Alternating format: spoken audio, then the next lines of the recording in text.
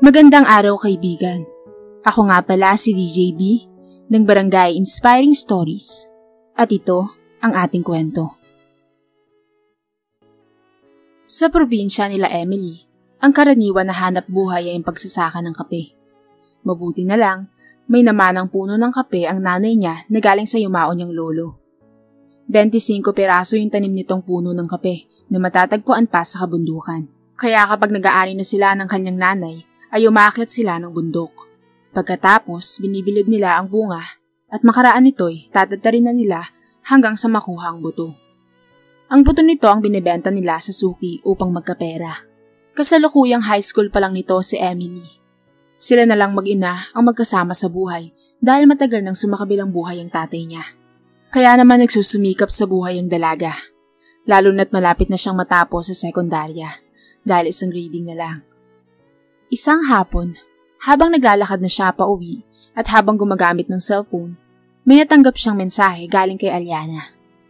May utang kasi ang nanay niya sa ina nito. At ang sabi ng dalaga sa mensahe ay magbayad na raw sila ng utang. Mga ulyanin raw sila.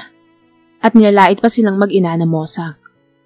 Dahil namumulot raw sila ng buto ng kape na galing sa dumi ng hayop na ito. Damihan pa raw nila ang pamumulot para makabayad sila. Kaya naman nag-reply si Emily. Nakikiusap siya na makakabayad din sila kapag nakaluwag-luwag na. Subalit lalo lang siyang nasaktan sa muling nabanggit ni Aliana. Wala akong pakialam kung ano yung katayuan niyo ngayon sa buhay. Basta't ang samin lang ni Mama, magbayad na kayong mag-ina. Hindi na kami makapaghintay oh. Kailan pa kayo uunlad? Kapag ba pumuti na ang uwak? Kumilos na kayo. Bago ko pa ipangalandakan yung pagmumukha niyo sa social media. Sige, pagbibigyan kita sa kahilingan mo. 2 linggong palugit lang ang ibibigay ko sa inyong mag-ina. At sa oras na hindi pa rin kayo nagbabayad sa araw na binigay ko, ipagkakalat ko ang pangit yung pagmumukha sa Facebook. Bibigyan ko kayo ng kahiyan. Kaya naman humingi na lang ng tawad si Emily. At nangako siya na makakabayad rin. Pag-uwi ng bahay, napag-usapan nila ito ng kanyang nanay na si Aling Celia. Kaya lang naman tayo nabaon sa utang, anak. Dahil sa pagkaka-ospital ng tatay mo dati. Hanggang sa mailibing na siya ay puro tayo gastos. Kailangan na natin muling mag-ani ng kape para mabayaran natin si Aling Tinay. Mabuti na lang 2 linggo yung binigay na palugit, no? Pero huwag ka mag-alala, anak. Mukhang di naman totohanin ni Aliana yung pagbabanta niya eh. Saka makakabayad naman tayo. Sambit ni Aling Celia. Hayaan mo, Nay. Bago po ako pumasok ay tutulungan ko kayo sa pag-aani at sa pagbabayo. Mamumulot rin tayo ng mga dumi ng musang.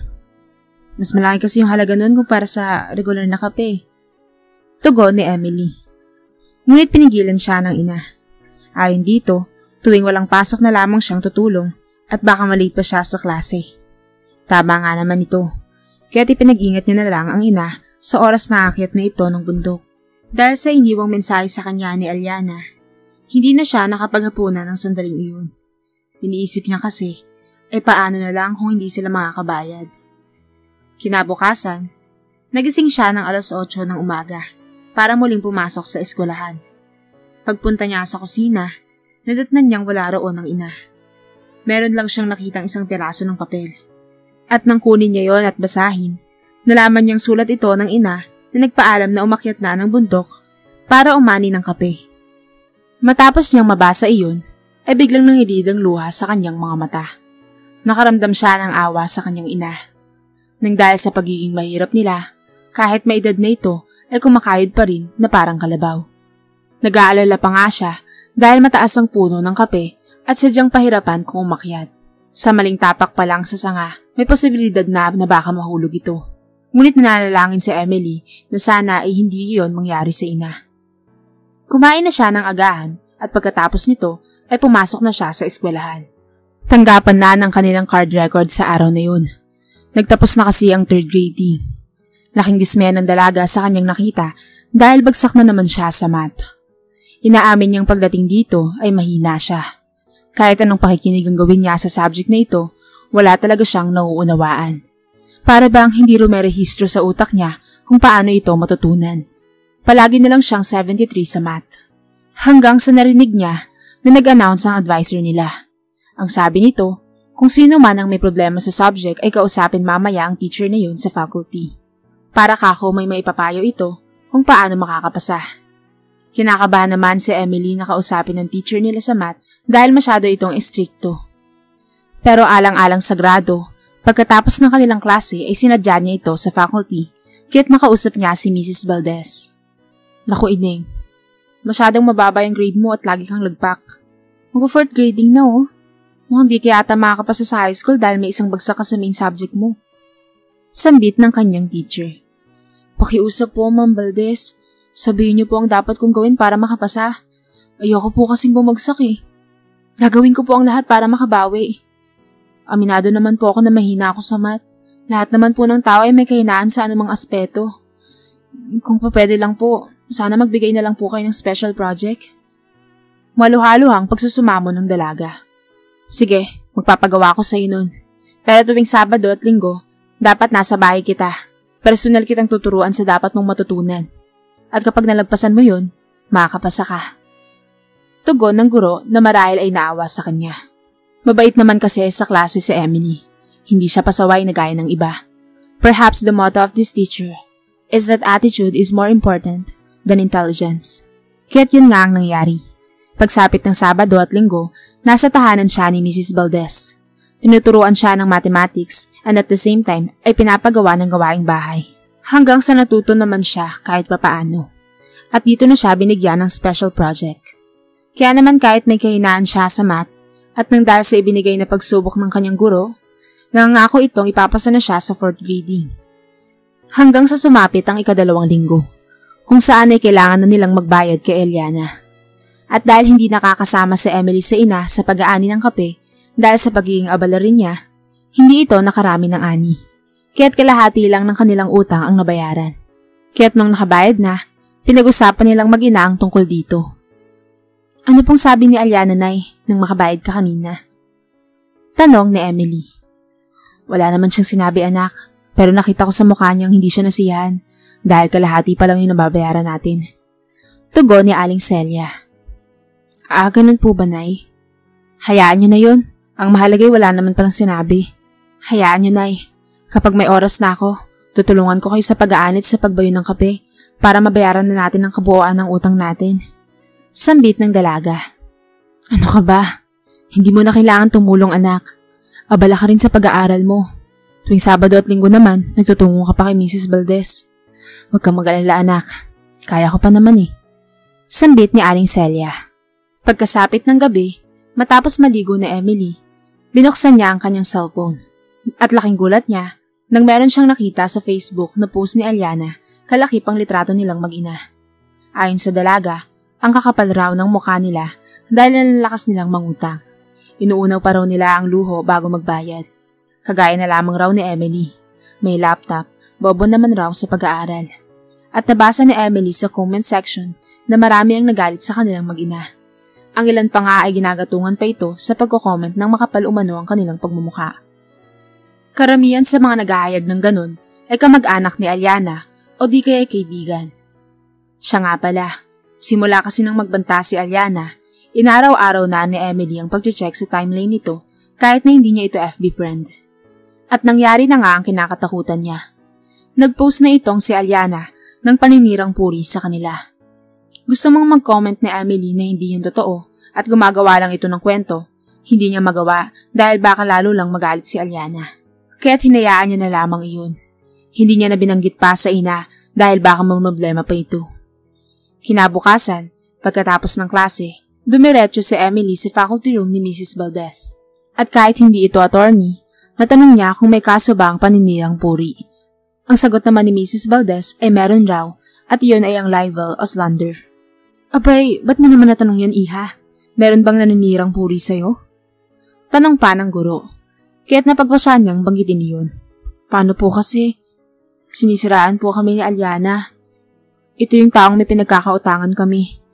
Ang sabi ba naman niya sa social media, nakabili raw kami ng laptop, pero hindi naman yung totoo eh. Nagkautang po kami sa kanila dahil sa pagkakasakit ng tatay ko.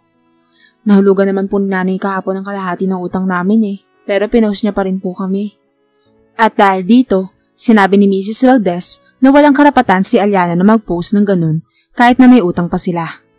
Ang mabuting gawin na lang dapat nito ay ang maningil na lamang. Kaya't ang payo ni Mrs. Valdez kay Emily ay kasuhan nito ng libel dahil sa social media pala pinapakalat ang kasinungalingan at may larawan pa nila na nakalagay roon. Pero napagpasyahan ni Emily na wag na lamang. May kiusap na lamang siya na tanggalin na ang post na yun. Mabuti na lang, pag-uwi niya ng bahay, binisita niya ulit ang timeline ni Aliana. Nakahinga siya ng maluwang nang masilayan na burado na ang post nito. Pero nang dahil sa ginawa ni Aliana, pinagchichismisan na sila ng mga kapitbahay na marahil ay nakita ng mga ito ang post ng dalaga. Mabuti na lamang, makalipas ang 2 linggo ay nakabayad na ng buo si Aling Celia. At nangako ang kanyang ina sa kanya na kailanman ay hindi na mangungutang pa kanila Aliana. Hanggang sa sumapit na ang pagtatapos ng 4th grading nila Emily sa klase. Malaki ang ipinagpasalamat niya kay Mrs. Valdez sapagkat ipinasa siya nito. At ayon pa sa guro, sa tuwing weekdays daw nakasama niya si Emily na pagtanto nito na maganda ang ugali ng dalaga. At tama nga ang hinala ni Emily na kahit mahina siya sa math, tumitingin naman sa pag-uugali si Mrs. Valdez kaya siya nito ipinasa. At nang makapagtapos ng high school, dito na nagtuon si Emily na tulungan ng kanyang ina. Umulan man o umaraw ay todo ang ginagawa niyang pagkayod. Hanggang sa dumating ang hindi inaasahang pangyayari. Paano ba naman kasi? Biglang tumama sa lugar nila ang napakalakas na lindol. Kaya naman yung bahay nila Emily ay nawasak at gumuho. Mabuti na lamang ay walang masamang nangyari sa kanilang mag-ina. Ngunit gamit ang naipon sa pagkakape, nasiayos naman nila ang kanilang bahay. Mabuti na lang ay naayos na yung bubong ng bahay natin. At yung pader na gumuho ay nasementohan na ulit. Napakabuti sa atin ng Diyos, anak. Kahit na nagkaroon pa tayo ng matinding pagsubok. Saad ni Aling Celia. Oo nga po, Nay. Basta patuloy lang po tayong manalig. Kahit gaano pa kalaki ang sakuna. Siya nga pala, Nay. Ngayong tapos na ako sa high school, magtatrabaho muna ako Pero kapag dumating na ang enrollan sa kolehiyo, ay mag-enroll rin po ako. Para naman habang nagtatrabaho ako, mas mapapaayos natin yung tahanan natin, Nay. Ano po sa tingin niyo? Tanong ni Emily na humihingi ng payo sa kanyang ina. Sige anak, basta't mag-iingat ka Teka, ano namang papasukin mong trabaho anak? Magdi-18 ka pa lang Tanong ni Aling Celia. Sa Maynila po ako magtatrabaho bilang kasambahay. Tugon ng dalaga. Hanggang sa dumating ang araw ng pagtatrabaho niya sa Maynila. Ang akala niya ay mabuting amo ang natagpuan roon. Ngunit doon siya nagkamali. Dahil paglipas ng ilang buwan, dito niya na natuklasan ang tunay nitong pag-uugali. Ang pangalan ng amo niya ay Ma'am Roselia. Ang akala niya ay mananatili siya sa ganitong trabaho dahil may araw na pwede siyang magpahinga. At the same time, binibigyan siya ng malaking pasahod. Ngunit hindi nagtagal, umabot na sa puntong hindi na siya nasusweldohan. At ang masaklap pa rito ay pinagmamalupitan na siya. Inaakala ni Roselia na inaakit niya ang asawa, ngunit ang totoo ay hindi naman. Inuutusan lang kasi siya ng lalaki na pumunta sa kwarto upang kunin ng damit para ito'y kanyang labhan. Subalit minamasama pala iyon ng kanyang babaeng amo. Kaya naman may pagkakataon na sinasaktan siya nito. Nagkakaroon siya madalas ng mga pasa at sinisikreto niya na lang iyon sa ina sa tuwing sumasapit ang day off. Hanggang sa hindi na siya nakatiis. Tumakas na lamang siya para matakasan na rin ang mabibigat na kamay ni Ma'am Roselia. At mabuti na lamang ay hindi na siya nito hinanap pa at iyon ang ipinagpapasalamat niya sa Diyos. Kaya naman bumalik na lang ulit siya sa pagtulong sa kanyang ina. Nakapag-isip rin siya ng negosyo sa larangan ng pagkakape. Kailangan niya lang ng ipon para matupad iyon. Gusto niya ulit magtrabaho, kaso nga lang ay nalalapit na ulit ang enrollan. Ngunit gayon pa man, ay hindi naging hadlang iyon dahil naging working student siya. Aral sa umaga, samantalang trabaho naman sa hapon hanggang gabi. Hanggang sa nakaipon na siya ng pangnegosyo, kaya't nagkaroon siya ng maliit na coffee shop, katuwang ang kanyang ina. Sila lang dalawa ang gumagawa ng kape at ang pangunahing sangkap ay ang kanilang tanim sa bundok. Sariwang-sariwa nila yung pinipitas at saka binibilad. At makaraan nito ay kanilang binabayo hanggang sa maging pino. Isinasangag nila iyon at tinitimplahan ng iba't ibang flavor. Hindi na sila namumulot ng buto na galing sa dumi ng musang dahil napagtanto nila na hindi lahat ng tao ay umiinom ng ganun. Kaya't sariwang-sariwa talaga ang tinitinda nilang kape. Hanggang sa isang araw, merong naging customer si Emily. Siya nga pala, kapag tapos na siya sa kanilang klase, doon siya nagtitinda at tinutulungan niya ang ina. Hindi na kasi siya nagtatrabaho, simula nang magkaroon na ng munting negosyo. Isang disenteng lalaki ang umorder sa kanya ng kape at pati na rin ng cake dahil nagbe-bake na rin silang mag-ina. Kitang-kita ni Emily sa lalaking iyon na tila ang sasarapan nito sa gawa niyang kape at sa cake na kanyang binake. Panay kasi ang tingin nito sa in-order habang umunguya ng cake at umihigop ng kape. Hanggang sa maya-maya, nang maubos na ng lalaki ang kape ay lumapit ito sa kanya. Napakasarap nitong kape mo at lalong-lalo na yung mango cake mo. Dahil dyan, meron akong tip sa'yo. Ito tanggapin mo. Sambit ng lalaki nang matapos dumukot ng pera sa pitaka at nagabot ng 1,000 piso sa kanya. Kaya naman walang mapaglagyan ang tuwa ni Emily. Aba, napakalaki naman po nito. Maraming salamat po, sir. Tugon ni Emily. Natutuwa kasi ako sa'yo. Anong year mo na pala sa kolehiyo? Tanong pa nito sa kanya. First year college pa lang po. Maraming salamat po talaga. Teka, pwede ko po bang malaman kung anong pangalan niyo? Balik na tanong ng dalaga.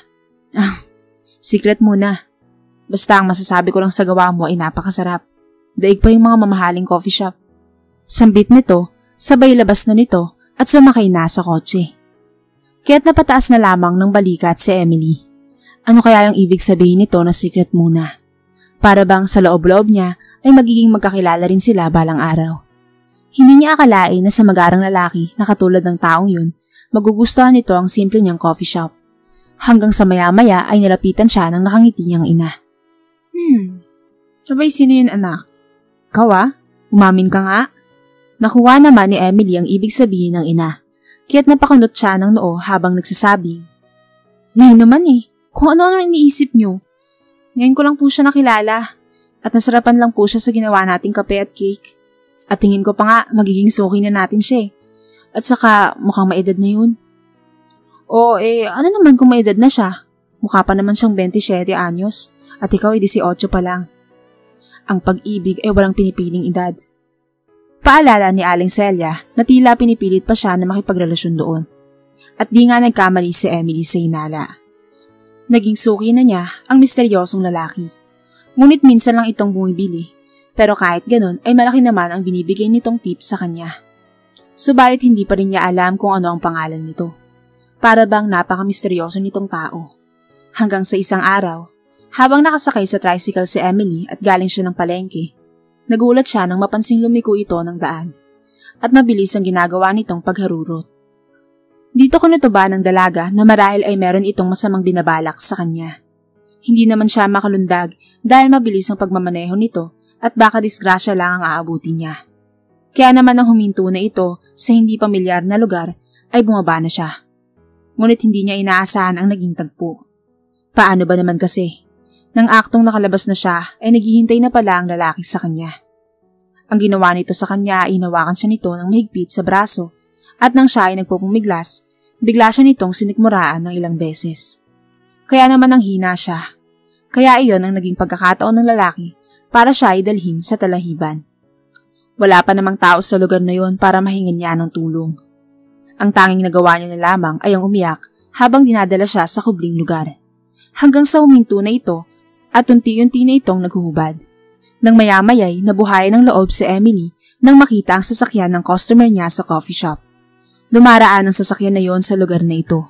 Kaya naman ang ginawa ni Emily ay kumaway-kaway siya habang humihingi ng tulong. Subalit nabigo siya dahil tuloy-tuloy lang ito. Ngunit hindi niya akalain na hihinto ito at bababaan siya.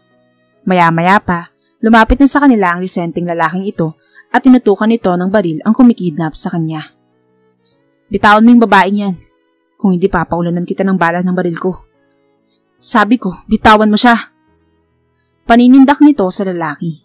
Subalit hindi nagpatinag ang tricycle driver. Nagulat si Emily nang may ilabas rin itong baril at tinutukan ng disenteng lalaki. Sino ka para utusan mo ako ng ganyan, ha? Ako ang mag-uutos sa'yo. Ibaba mo yan. Kundi pareho kayong mamamatay nitong babae na to. Palaban na pahayag ng tricycle driver. Kaya naman natahimik ang lalaki at maya-may binabana nito ang hawak na baril. Ngunit hindi inaasahan ni Emily ang naganap.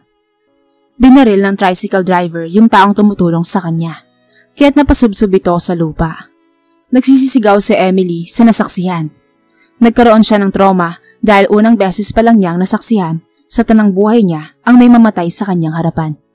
Kaya naman nagpatuloy sa masamang intensyon ang lalaking ito na ngayon ay sapilitan naman siyang hinubaran. Nang biglang may narinig siyang isang napakalakas na putok at kasabay nun ay ang pag-inda ng lalaki habang sapu nito ang braso. Kaya't yun yung naging pagkakataon ng lalaki na agawin sa tricycle driver ang baril. At nang makuha na ang baril, ay dito na nagtatakbo ang tricycle driver na marahil ay nadala ng maulit pang pamamaril sa kanya. Lalo na't naagaw na nito ang kanyang armas. Tila umaayon naman ang tadhana dahil may dumating na pulis. Sinabi ng lalaki ang ginawang kabulastugan ng tricycle driver. Ngunit nagulat si Emily nang masaksihan niya kung paano tratuhin ng maayos at magalang ng mga pulis ang lalaki. At tinawag pa ito na Mr. Villamonte. Hindi na nagpaligoy-ligoy pa ang mga pulis. Agad na hinabol ng mga ito ang kidnapper at sa huli ay nadampot rin ito at nakulong sa bilangguan. Dito na pag-alaman nila Mr. Villamonte at ni Emily sa naimbestigahang pulis na yung tricycle driver pala ay nagpapanggap lamang dahil isa nga itong sertipikadong kidnapper. Karaniwan umano ay mga bata ang kinukuha nito, ngunit nagkataon na nagka-interes kay Emily ang kidnapper. Kaya naman kinasuhan nito ni Emily kasama ang iba pang may atraso sa lalaki, kaya't nakakatiyak siyang kailanman ay hindi na ito makakalaya. At di nagtagal, nanligaw si Wilmer Villamonte kay Emily. At saka nito inamin sa dalaga na nagmamay-ari ito ng isang sikat na coffee shop sa buong bansa. At napakarami nitong mga brunch. Buwan-buwan ay naghahanap ito ng iba't ibang timplahin ng kape sa ibang coffee shop. Mapamalaki man yan o maliit. Sa dinami-rami ng natikman, kay Emily yung nagustuhan niya, kahit simple lamang. Nag-iimbita ang binata kay Emily na sagutin man siya nito o hindi, ay nakikiusap ito na kunin ng recipe ng gawa niyang kape. At ang kapalit nun ay ang pagbibigay nito ng isang branch na hindi na nito maasikaso. Kaya naman hindi na tumanggi pa ang mag-inang Emily at Aling Celia sa imbita ng binata. Hanggang sa uli ay nagkaroon na sila ng malaking negosyo na bigay ni Mr. Villamonte. Bagamat iba yung mga nakasanayang kape ng mga customer doon sa coffee shop na naging sa kanila na, sinubukan rin nila na magtinda roon ng specialty nilang mag-ina. At nakakagulat na dinumog sila ng mga tao dahil sa kanilang ginawa.